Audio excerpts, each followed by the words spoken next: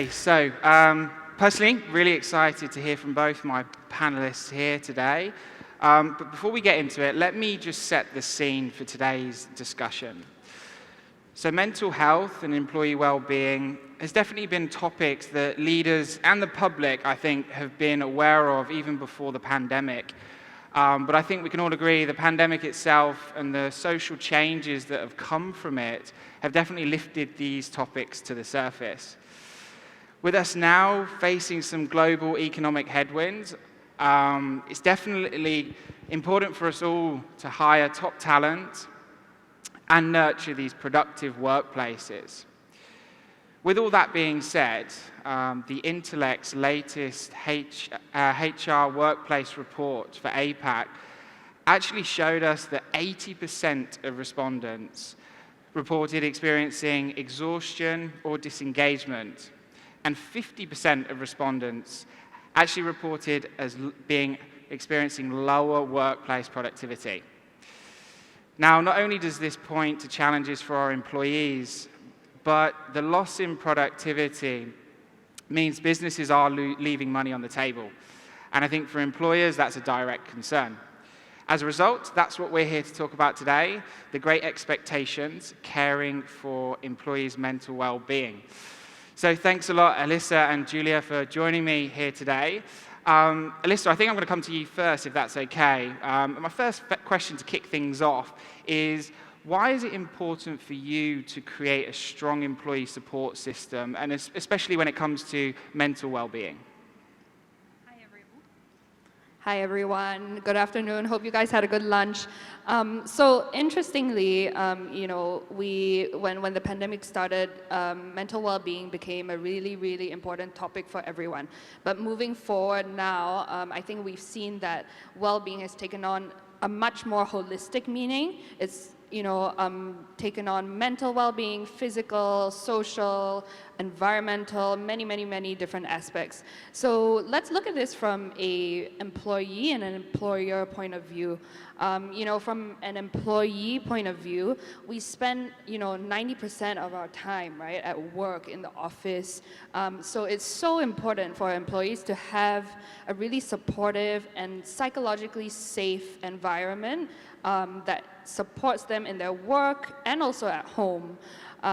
And then, many benefits of having a very, very strong employee support system. So firstly, we're humans. We like, a sense of belonging. We're social creatures. So fostering that supportive environment allows for, our employees to feel safe and feel comfortable at work. On top of that, interestingly, social support really helps our physical health. There's been a lot of studies and research out there that has shown that increased social support has decreased mood issues such as depression or anxiety, and also issues like high BMI and high blood pressure. And then, of course, lastly, we really want to improve employee engagement and communication across organizations. So besides increasing psychologically safe environments at the workplace, we want our employees from top down and bottom up to be able to talk to each other, right? To listen and to be able to communicate their issues. Once you open these channels of communication, we increase organizational resilience as well. Awesome. Yeah, thanks, Alyssa. I think some really interesting points there about the expectations of almost the workplace being a little bit more humanized for us in today's world. So, Julia, I'm going to bring you into the conversation here with some references to some of the great research your organization, Mercer, has conducted, which tells us 1 in 5 Singaporeans feel de-energized at work. Now, that's 2 times higher than the APAC average. What are the most common barriers you've seen for HR leaders when it comes to implementing an employee well-being program? Thank you, Ben. Good afternoon, everyone. It's a pleasure to be part of this panel, and it's a pleasure to sit next to Intellect and Singtel. I'm sure that all the people in this room have their own answer. What are the obstacles, why some of the wellness programs are less popular than others? But I'll focus on one, and this is the irrelevance to the needs of the employees when it comes to the well-being. Let me talk about, what I mean by that. Just, citing Alyssa, who just said that 90% of the time, 1/3 of our life we spent at work. Yet, when we talk about well-being, for some reason, well-being is put on a different side of a continuum to work, right? So it's never the same, so it's on the two different sides. This leads to the fact that some companies introduce the well-being programs as a series of the different talks and events and maybe re-energizing experiences, but it's a series of the events rather than addressing it through work. If we look at the different studies, including Mercer studies, and we ask what is well-being for people and what do the employees cite as the threats to their well-being, we hear unsustainable work, managers who do not care, lack of career trajectory in the workplace. Obviously, with all of these big factors, individual events will not address the well-being needs of those people. So basically, our people asking us for better work-life balance or sustainable working hours, they're asking us to replace people who leave, and they're asking us to give them the flexibility in work, and we give them a webinar, a bowl of fruits, and maybe some of the service where we're asking people, to complete what it is for them, and then nobody using the service data. So I would say that the biggest obstacle is really to understand what is the well-being for your company, and this is what we see with our clients. Pause, ask your employees, and actually then act upon that. Yeah, awesome. I think we can relate at Intellect definitely when we see these initiatives being rolled out. There is this surface level that sometimes comes into play, and we do see that quickly sort of tilts us off over the years. So it's really, really interesting to hear you come up with that as something that you definitely experience with some of your clients. Alyssa, I'd like to bring you in on this as well. So from your side, is there any sort of key challenges from the experiences you've gone through? I know you've activated a lot within Singtel, but is there anything that's really stood out as maybe a barrier for yourself? So I think, as we all know, Singtel has been around for very long and very, very multi-generational. We're a very big company. And well-being has come into our world much more in the last 2.5 years, right? So, I think, how many of you guys, if you raise your hand, how many of you have been to a mental health webinar? How many? Yeah, I think most of us, right? So one of the barriers that we see is how can we walk away from just this mental health webinar culture, as Julia said. One of the things that we're looking at Singtel is taking that one small step towards your health. So be it mental health, your social well-being, your financial health. How do we get our employees to actually put these things that they learn from webinars, from workshops, into action? Because I think that's one of the biggest issues that we see on the ground.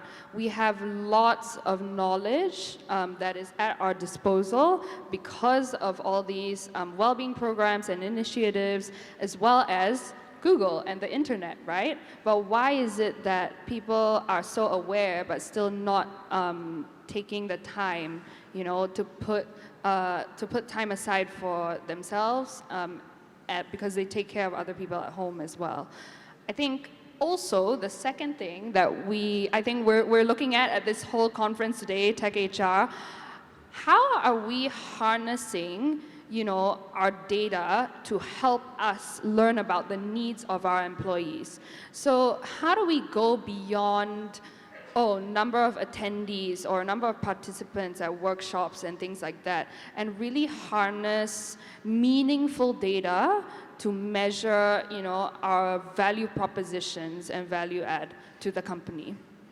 Yeah, I love that last point as well around the data. We definitely see that as well from our platform, the expectations and the questions for different types of data that do lead into, I would say, the impacts to the business are definitely coming more and more. So that's really, really interesting to come from your side as well. Now, I think there's been a few different barriers we've spoken about there, and I think it's fair to acknowledge this isn't an easy conversation, and it's not an easy topic for employers to actually get right. And one of the things we haven't spoken about, but often is spoken when it comes to mental health, is the stigma around the conversations. So I think for us, and I think it's fair to say all three of our organizations have really addressed the issues that sometimes fall on mental health discussions. And we've seen recently in Singapore that the government has definitely stated its intent as well to follow suit and equip citizens with, care that they can seek out for themselves. So Julia, maybe I'll come to you for this next question. To what extent do you think the responsibility now falls on HR leaders to actually do the same and bring these stigmas down when it comes to mental health?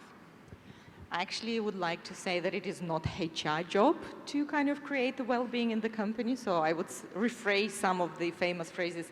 It takes a village to drive the well-being. So, and I think this is one of the main message we need to keep pushing, that well-being is not the tick box list for the HR to complete and to put the series of the events. But obviously, if we think again back to the workplace and the conditions plays an enormous role in how people feel and what is their well-being and the health well-being for the employees. And interesting, you mentioned data, and I think this is we always try to kind of strive at the data. So I encourage you as leaders or as HR people, ask yourself a very simple question to get 2 data points. Ask this question at the beginning of the day and at the end of the day. Do my employees who show up at work today, are they better or worse in terms of their well-being? This is your data points. If they are better, then obviously you're doing something right in your organization. But if they're not, this is not a complicated and simple recipe on what the leaders, as well as people in the company, can do. People at all levels want to have an interesting job, meaningful connections, and something to contribute, right? The sense of the belonging. So if we think about what is the role of the leaders, whether you're team leader, the leader of the organization, this is what it is. And perhaps, if we take, our own roles outside of work, we are quite good, in providing the psychological safety to our children, to our partners, to our friends. We know how to comfort them in the time when it's needed, or how to support them, or how to celebrate them. We even are really good with strangers, giving compliments or emphasizing. So I think this is pretty much exactly the same behavior, on the organizational level, that you need to take to the company and basically advocate and lead with your employees. I am simplifying things, and of course there are lots of things, what you do in between, but really this is the basic philosophy of what you need to do as business leaders.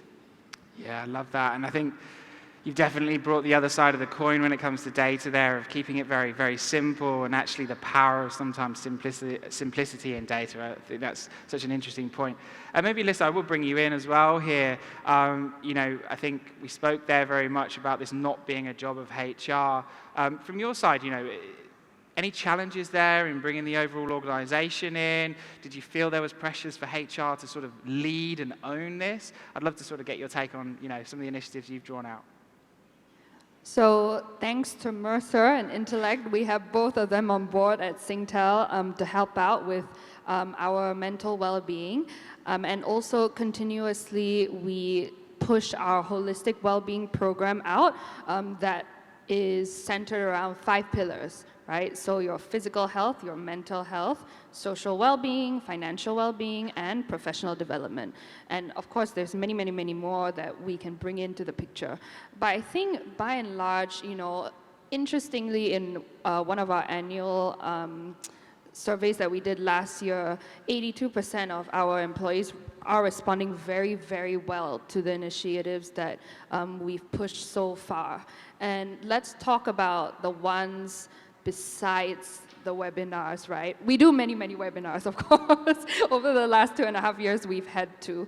But first of all, we have a health and wellness committee This is made up of different representatives from different business units who come from the ground up, and volunteers as well.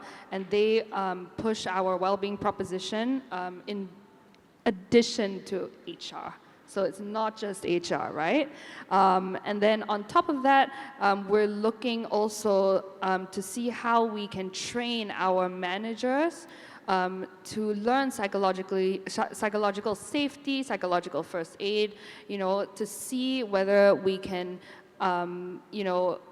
take them and be agents of change, and then to teach their workers to be agents of change as well.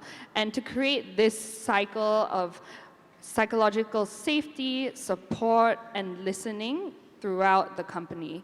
I think also something interesting that we are looking at as well is how to weave well-being into performance management.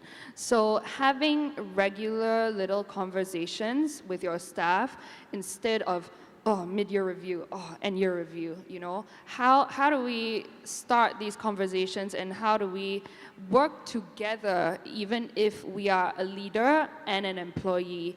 Because at the end of the day, we're all human, right? So yeah. Yeah, I love that. And I think the power of managers in these conversations is sometimes missed. We go from, the owners of this being HR or maybe it's business leaders, and then going straight to sort of the employees. I love that point of, harnessing those managers as, your advocates who are close to the people that ultimately they are overseeing. Okay, taking a quick look at the time. So this is going to be my last question, but I want to bring both of you in on this one. And as always in these fireside chats, I think everyone wants to get something from this session. So the aim of this is to provide maybe some ideas for actionable solutions that everyone today can take home. Julia, I'm going to come to you, start things off. So what strategies or solutions have you implemented with your clients, or maybe you're planning or wish to implement with your clients to create this sort of stronger, more resilient workforce that we're talking about? Very good. I'm going to be pretty much summarizing the whole discussions and, what Singtel is doing, in a little bit more bullet points talk. Number one, establish what is the baseline when you talk about well-being in your organization. Do not ask what are the trends, what are the best practices, what others are doing. Establish what the well-being means for you. Number two, ask your employees. You will be surprised how much insight they will give you. What they value, what is the well-being for them, what they want to see, what they want to hear, how they want to be engaged, or not be engaged because they feel that this is a private matter and they don't want to deal with that at work. Look at your current program, what exists, and see does it address the employee voice, what they want? And if it doesn't, this is a really good call to action. What else can you do to support your employees? Continue to be advocate through the different levels of access to the different care. Again, one size doesn't fit all. Monitor and pretty much repeat exactly the same. But in all of that, I think, again, I'll just go back to the role of the leadership and the culture and the management. Well-being is not an activity on its own. The whole conversation about how we do job, what is the sustainability within the job, how we create the purpose, how we create belonging, how do we create caring managers, the culture of the caring managers, I think this is absolutely quintessential in the whole conversation about well-being. Yeah, brilliant. I love that holistic view. Alyssa, I know you've given us some nuggets already in this, but maybe what's your key takeaway for today's audience, if you could sum it up? Yeah, so I think something that we are trying to do at Singtel, and not even just Singtel, let's bring this home as well. Let's start small. Organizational change and transformation for culture is a big, big thing, right? And one person, two people, three people can't do it by themselves. So let's start small.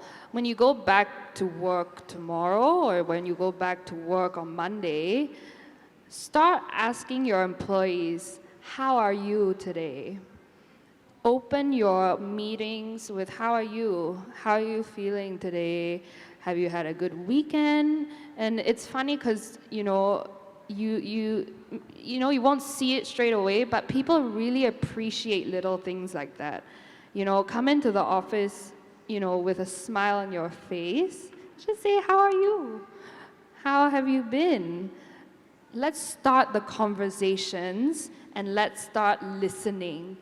And once we do that, we will start the movement of opening channels of support and channels of a listening culture in organizations. Yeah. I love that. I love that. Yeah, so super interesting. I think you guys have encapsulated how big it can be, but also how simple you can start, and that's really, really interesting. Okay, unfortunately, I've hit the time, so let me round off today's discussion with final thank yous. Thanks for everyone for being here. I think we hope this has continued to push forward this conversation around mental health that we know is so, so important at the moment. For me, there's one thing we know about mental health. It's not a destination, it's not a goal for companies, and it's not a HR job as we've spoken about today. It is definitely just a starting line. Now, from my side, if you're interested in understanding a little bit more about how you can integrate this end-to-end mental well-being approach in your workplace, the Intellect booth is actually out in the main hall. It's G3 if you can find that. But look out for us there, and we'll be happy to spend some time to discuss our Intellect software in more detail. Myself and the panelists will also be floating around in there, so apologies for not being able to answer questions on the stage today, but we'll be happy to continue this conversation, I think, out in the main hall. But thanks again, everyone, and enjoy the rest of the show. Thank you.